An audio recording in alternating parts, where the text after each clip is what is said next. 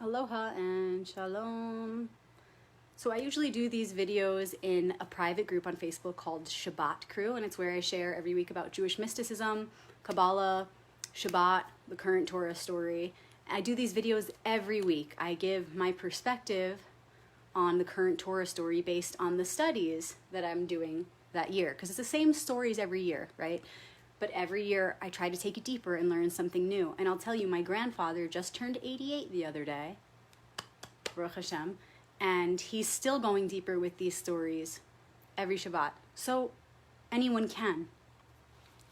And I want to get right to the point for this story. So the Kabbalistic explanation just means that we're diving deep into the practical understanding of the story in a way that we can extract the wisdom and apply it to our lives here and now.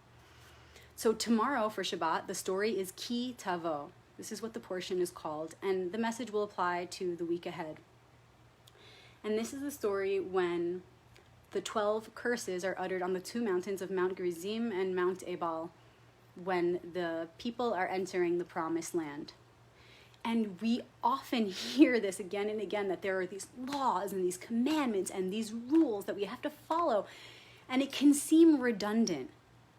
But the point is this: in the Torah, if something seems redundant or repetitive, it's asking us to look deeper. It's saying that there's another layer here. There's a deeper meaning to extract. Okay, so for example, the first couple of curses talk about making false idols and dishonoring the mother and father. We hear these in the commandments, but we're revisiting them again, and you've got to expect that that is for a very specific meaning. Now, it doesn't just say don't make false idols and don't dishonor your parents. It says don't make these false idols in secret and worship them or have them worshipped by others in secret.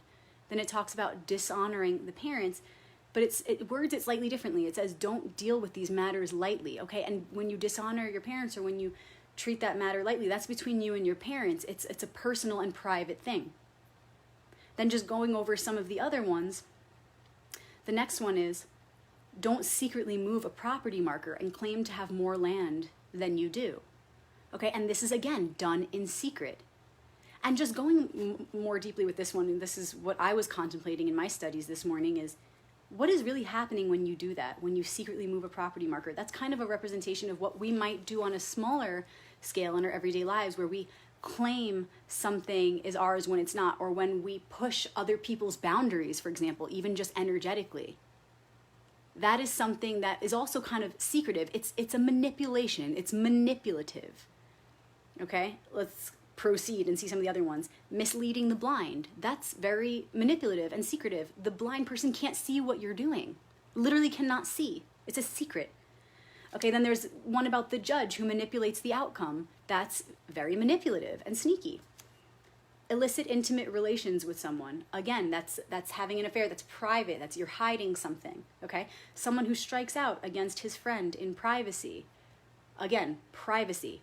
A judge who accepts a bribe. Again, privacy. This is all of these curses that are spoken about in this parsha, although some of them might seem slightly redundant, they all have a common theme, and this is what I wanted to share with you guys about Ki Tavo, because to me this is the most important point of this parsha, and there is so much more, but this to me was it this year, okay? They all talk about being sneaky or backhanded or secretive.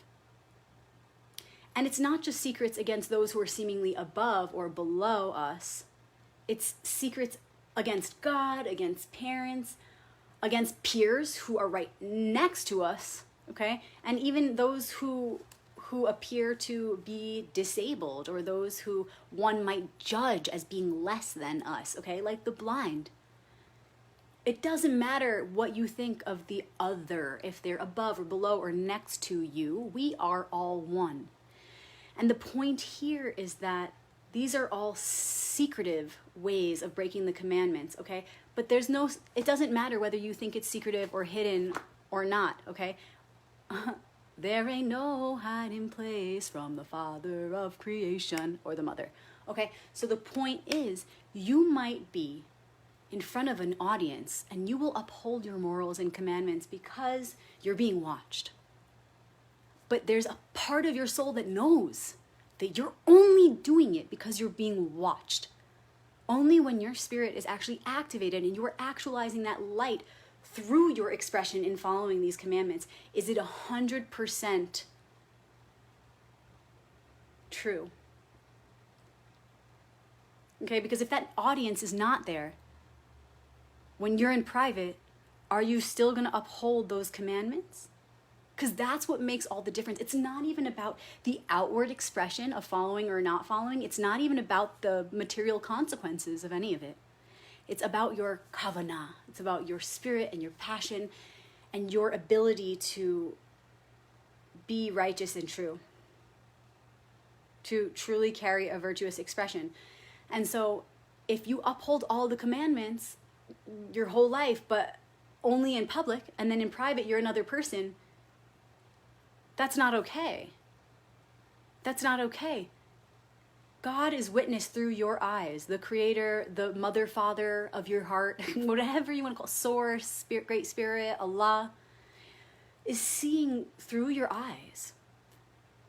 The mother and father are never separate from you. Actually, that's an illusion, and they live inside of you, and they see everything that you do. They even the stuff that's inside of you, your thoughts before they leave your mind. It's seen, and so you have to, first of all, forgive yourself. You can't just brush a thought under the rug. Once it's been manifest within your mind, even it's witnessed, and so it's important that that no part of us is denying another part of us. We can't deny our own will. We can't deny any part of the self. We can't deny our thoughts that come up, because once they're there for a reason, right?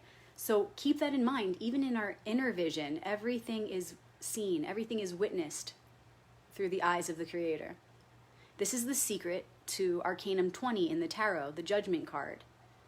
Everything is witnessed. So as we move through life and self-reflect, we can't help but do that, right? Everything around us is a reflection of self, and we can pray that at least we're learning through those reflections, right? Self-reflection, self-realization. So as we move through these self-reflections and hopefully self-realizations, we're constantly subconsciously making judgments upon ourselves.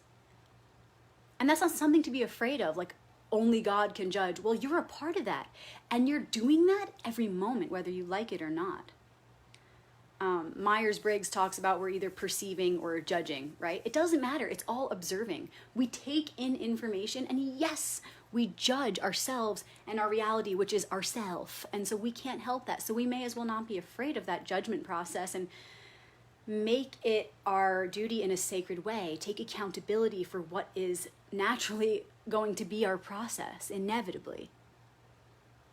And so the point of Ki Tavo, I feel one of the main points is Creator is witness through our eyes always. You can't hide. And so it would do us good to remember to see the commandments and the laws and morals and the virtues as things that need to be upheld no matter what, especially when it's hard, especially when we face adversity, especially when we're challenged the most, or when it's easy to just do the opposite, when it's easy to carry vice instead of virtue, when we're in privacy and the ego wants to tell us that it's okay, no one's watching. Those are the moments where we need to remember, oh, there is no hiding. If any one person is a witness to my breaking of those commandments, even if it's my own self, then there's a curse to follow. Curse, consequence, call it what you want. But the point is, even if we're just doing harm in front of our own eyes, or even behind our own eyes, there's no hiding from that. So this week is a really good time to meditate on the wisdom within Ki Tavo about when and where am I upholding the commandments? When and where am I remembering my morals, the law? And where is it maybe a little bit harder for me to carry that responsibility? And where is it easier? And just compare to get to know yourself. When and where? And with whom is it easy for me to uphold those commandments? And when and where and with whom is it very difficult to do so? And I think some of you might hear that and go, oh, well, cool. Then I'm going to just think of who, for example, in my life helps it to be easy for me to uphold the commandments. And I'll just surround myself with them. This is not realistic for multiple reasons. A, we live in a world of such diversity that you would be ignorant to do such a thing and remove yourself from this idea that could always just be easy. No. And B, would you not want to go straight toward the challenge? Because that's where the transformation happens. We don't grow from things being easy. That's not why you or that's not why we came here. So I encourage you to think of, where is it challenging? When is it challenging? With whom is it challenging for me to uphold my commandments? Because it's not about the person, the place, or the time. It's about you and what those things are reflecting on a deeper level. What does this place or this time or this person represent? How can I look at that and see how that is a challenge for me to uphold my beliefs in those moments? What does that say? What does it say about me that in front of this potential lover, or in front of my child, or in front of my parent or my grandparent, or a stranger, what does it say when in the presence of that being, it's harder for me to be kind, be honest, be loving, be forgiving? And that's where the work is.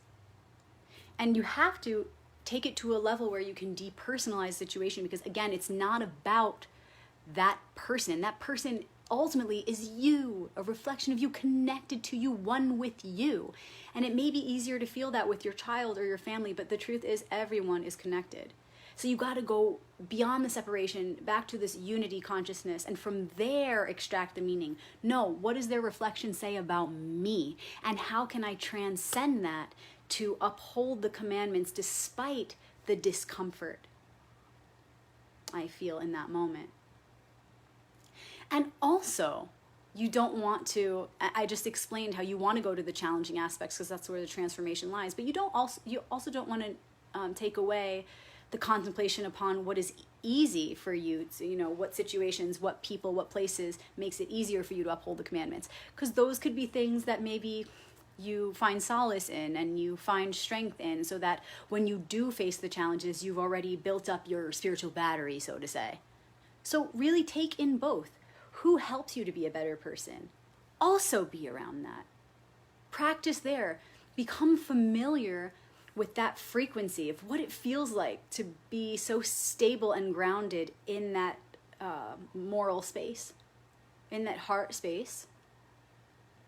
And so the more you grow that familiarity, the more you have that feeling and frequency as an ally when you do head toward adversity, when you do head toward the more challenging relationships, the more challenging places and times. So that's what Ki Tavo is about. What are we thinking we're getting away with when we're being sneaky and secretive and breaking the commandments? It's still breaking the commandments. You're either keeping them or you're not. It doesn't matter who's present or who's not present. The only thing that matters is that there's a witness within you each moment when you're alone or when you're with thousands of people, doesn't matter. The Creator, Allah, Great Spirit, Hashem, God, Mother, Father of your heart is watching through your eyes at all times. Just to also give you another Tarot Torah connection here. Number 2 in the tarot is the High Priestess. She is the gatekeeper. She is the one who manages the balance within of the masculine and the feminine, the mother and the father, the polarities. Now, she goes on to evolve, right? And you can find her specific sequence of evolution within the tarot when you reduce the double digits to single digits. So for example, card 11, and this is a manipulation in modern tarot. So in the ancient true tarot, card 11 is the strength card. When you reduce 11 to a single digit, you get 2, 1, 1, 2. 2 is the number of the High Priestess. So 11, therefore, is an evolution of her. And that is why on the strength card, it's a female, not a male. And I have a whole class on that, a whole video class. If you want it, just reach out to me, ask me for the information, and I'll share with you how I can give it to you. And then her next, third evolution is card number 20, the Judgment card. And that's why I'm bringing it up, because this obviously has to do with Ki Tavo. The Judgment card is about those witnesses watching through. Okay, so you have 2, the high priestess, she keeps the balance within. Then you have 11, her strength. She's walking as those 2, and that is her greatest strength, to summarize it, right? And then you have the 3rd evolution of the high priestess, the judgment card. It's those 2 within that you've been walking as, now being released. That's why you see them in their, with their tombstones or in their graves on the judgment card, the art of the judgment card. You see the angel with the trumpet in the air, okay? It's the 2 at first starts within with the high priestess, then she's walking as them, and then she releases them. And so that judgment card is all about releasing them, but really when you're looking at it from a metaphysical perspective, not such a physical one, but a metaphysical one, when we release them, all that's happening is we're reflecting on those 2 that were inside all along. And that's what true judgment is really about. It's about remembering that those 2 were never separate from you, that they've been inside all along, judging everything that you've thought, said, and done. And that's how I connect Torah to tarot, and that is how I see Ki Tavo, this specific Torah portion for tomorrow's Shabbat. I see it as this remembrance of this judgment. Don't forget that you're always being watched, but by none other than yourself, because there's only one here. Mother, Father as one within, watching through your eyes. Okay? So you're either keeping the commandments or you're not. It doesn't matter if there's not another soul around. Are you carrying truth or are you not? You can't lie to yourself. Don't think for a second that you could uphold the commandments only in public, but when you're in private, you can treat your parents like garbage. Think about it this way. You think you're getting away with it because you're treating them like garbage, but no one's going to see, right? You act like this perfect person, then you go home and you treat your parents like garbage. And you're like, it doesn't matter because no one's ever going to see. Oh, the Creator's seeing. And the Creator includes all of creation. So really, you should pretend as though, and it's actually the truth, okay? So faith it till you make it. Faith it till you make it. You got to tell yourself, all of creation is witnessing this. I cannot hide. So don't just think, oh, God is watching me. God, which is all things, are seeing this. I cannot hide. Okay, so that's first of all, you want to remind yourself, I'm always being watched. Because my conscience is one with the Creator, which is one with all things. That's first of all. So you've got to feel like you're exposed and naked all the time. And that will help. It will help you to be vulnerable and be honest with yourself and stop lying to yourself and stop being in denial. The other thing is this. Remember, when you're dishonest to your parents or you treat them like crap behind closed doors, it's not just about your parents, your physical parents. They are just a symbol or a catalyst for how you affect the whole. Okay? So you're like, oh, haha, I'm doing this behind closed doors. But everything you do to them brings consequences that affects all of life, including you, including your children to come and their children, including everyone else's children, all of life. And this is why honor your mother and your father is one of the commandments, one of the fundamentals, because everything in life is made up of the polar forces of masculinity and femininity, positive and negative, active and receptive. This is the only way that we can exist because of the forces of polarity vibrating in opposition. It maintains this existence, this reality. It sustains all of life. So the mother and father is what is sustaining you and all of us, all of creation. And so how you treat your parents affects everything. So from that understanding, can't you see why it doesn't matter if there are 4 walls surrounding your bullshit? You can't get away with it. And so you're only hurting yourself by lying to yourself and telling yourself that you can get away with this shit because no one's watching, because no one else will know. You're always being watched, and that is the truth. And that is the good truth. We shouldn't be afraid of that. We should be so grateful that we have that mother and father within keeping us in line. And we might as well, at this point, considering the nature of what's happening in our world, we have no other choice other than to take that accountability right now, remember this responsibility, and start acting with that remembrance. We cannot lie to ourselves. There's only one here, and everything we do affects all of life. It's not just about your physical parents or your your friend Sophia or John or Tom. It's what they are representing, what they are a symbol for that affects all of life that matters. And so breaking the commandments is in secret is reflecting, it's like almost worse than breaking the commandments in public, because it's reflecting a level of self-denial that is dangerous. So it's not only like you're doing it out of ignorance, it's showing that you're doing it and you already know the law. Like, you know the truth, you know the law, and you're going to do it secretly behind closed doors. When you do something sneakily, it's like when you're a kid, right? Like you go to in the closet to eat the chocolate bar that you were told not to eat. Oh, now you knew better and you didn't do better. Okay, so it's like Maya Angelou says, do your best until you know better, then do that. Okay, so the more you deepen your understanding of these laws, commandments, morals, or virtues, then the more your conscience expects you, and there's no getting out of this, the more your conscience expects you to uphold them, the greater the consequences then, the greater the justice then. So this Parsha is so important. It's such a central part of the practice of Judaism, and doesn't have to just be for Jews. It's for anybody. But the reason it's so important is because it's revealing that when you know the commandments and you still choose to break them, the curses, aka consequences, will be so much greater. Of course.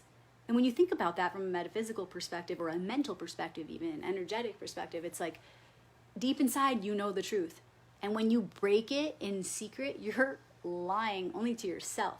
You're lying to that most intimate part of yourself, the part of yourself that already knows the truth. And that is worse than just breaking a commandment innocently. Okay, so the consequences are greater, period. That's it. This is the law of cause and effect. This is karma. The Torah talks again and again about karma and gives very detailed instructions. And so I think it's wise to go deeper with these stories and try every year to understand from a new angle, so that we can continue to grow and learn together, deepen our wisdom. So that's Parshat Ki Tavo. If you guys enjoyed this, please join our private group called Shabbat Crew on Facebook, SHABBAT Crew, CREW. We meet every Friday night to do the candle lighting blessing in the ancient melody, and I would love to share that with whoever wants to join. Please ask any questions you might have. And the activation is coming up in a few days, so that should be exciting for the final quarter. We're going to wrap up this lunar cycle, this past month cycle. And also, I did mention my tarot course in this video, so if you are interested in learning more about that particular sequence with the High Priestess, Strength, and Judgment, I have a class on this in particular. It's the Divine Feminine course within the tarot. Just reach out to me and I'll let you know how to receive it. I also have the entire course recorded on the Major Arcanum, so if you want to learn from me about archetypal tarot from this perspective, sort of how I shared with you today, and occult symbolism, there is a whole course recorded online, stored in a private file that talks you through the Major Arcanum card 0 through 22, actually. So, and even if there's one class you wanted, like I just want to learn about the Magician, or I just want to learn about the Chariot, you can absolutely do that. Just reach out to me and ask me how. All right, you guys, thank you so much. I'll see you tomorrow for Shabbat. I'll see you in Shabbat Crew group. I will be posting articles right now, articles and resources to go deeper with this story. Shalom.